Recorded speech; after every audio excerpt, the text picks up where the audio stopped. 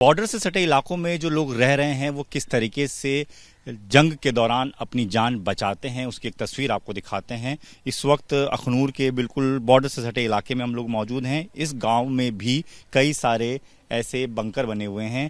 Bunker वो जगह होती है जहां पर लोग जिस दौरान गोलाबारी होती है उस दौरान यहाँ छिपकर अपनी जान बचाते हैं। और ये इस तरीके से बनाया जाता है कि इस पर तोप के गोलों का, बंदूकों का बहुत कम जो है वो असर पड़ता है। तो इसी तरीके से जब पिछले 3 दिनों से लगातार फायरिंग होती रही, गोलाबारी पाकिस्तान की तरफ से होती रही, उनके घरों के आसपास शेल्स गिरे, ड्रोन गिरे, उस दौरान लोगों ने जैसे तैसे अपनी जान बचाई। और उस जान बचाने में सबसे ज़्यादा मददगार ये बंकर रहे हैं।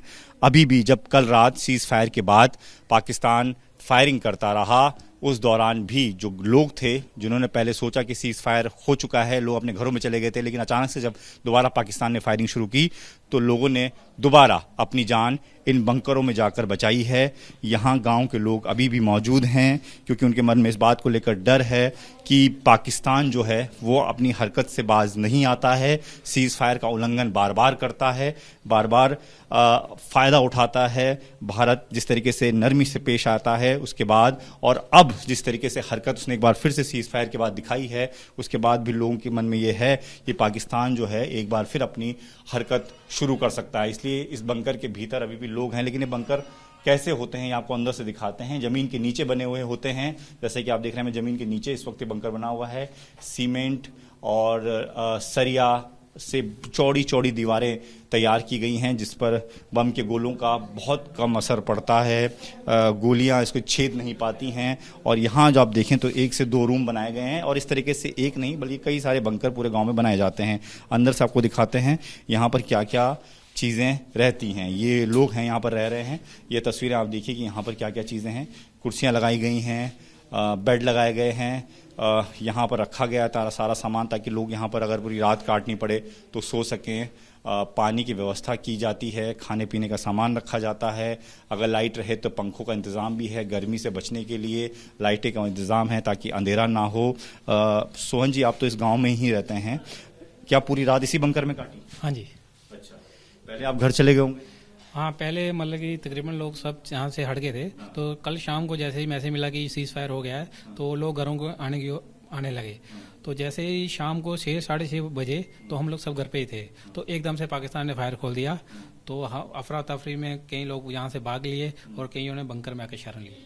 मतलब पहले सब लोग चले गए कि सीज़ फायर हो गया घर की तरफ, जैसे एकदम से फिर फायरिंग शुरू करी पाकिस्तान ने तो आपको सब बंकर आना। हाँ जी, हाँ जी। तो पिछले 3-4 दिनों से जो पाकिस्तान कर रहा है, आप लोग लगातार इन्हीं बंकरों में रहकर जान बचा रहे हैं? हाँ जी, जैसे फायर शुरू हो जाता है हम लोग बंकरों में आकर छिप जाते हैं।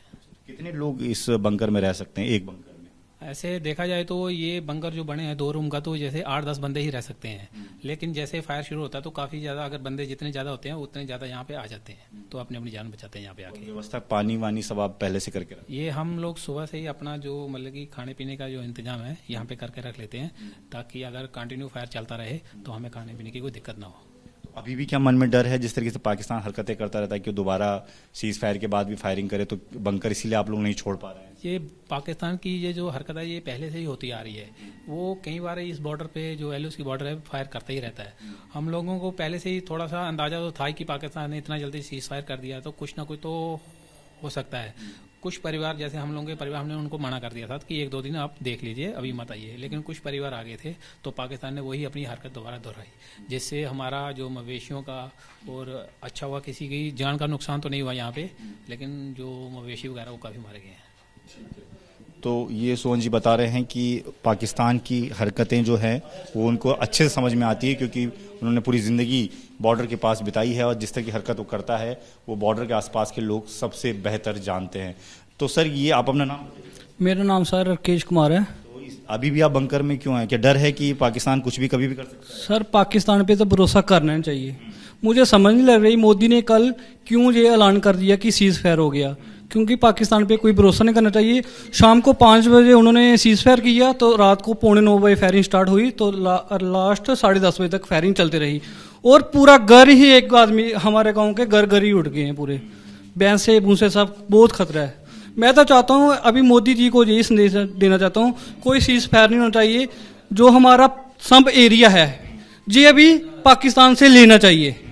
ये सर रोज रोज की कभी हम वापस जाते हैं कभी आते हैं। जैसे कल शाम को हमने सुना कि वापस आ रहे थे हम, वहाँ से जब वापस आ रहे थे आधे रास्ते में पहुंचे थे फायर खुल गया, फिर से भाग गए। छोटे छोटे बच्चे हैं, मेरा 1 साल का लड़का है, उसको लेकर कहाँ जाऊँ गर्मी में, कभी स्कूल में रहते हैं, कभी किसी रिश्तेदार कितने दिन खिलाएंगे, कोई नहीं कुछ। आजकल सर अपना बंकर में रहकर ही आप लोग हाँ सर बस बंकर में रहकर अपनी जान बचा रहे हैं। ठीक है, तो ये लोगों का दर्द है जो कि बॉर्डर से सटे गांव में रह रहे हैं कि बच्चों के साथ एकदम से भागना पड़ता है, पूरे परिवार के साथ किसी और के घर पे ज़्यादा समय तक नहीं रह सकते हैं।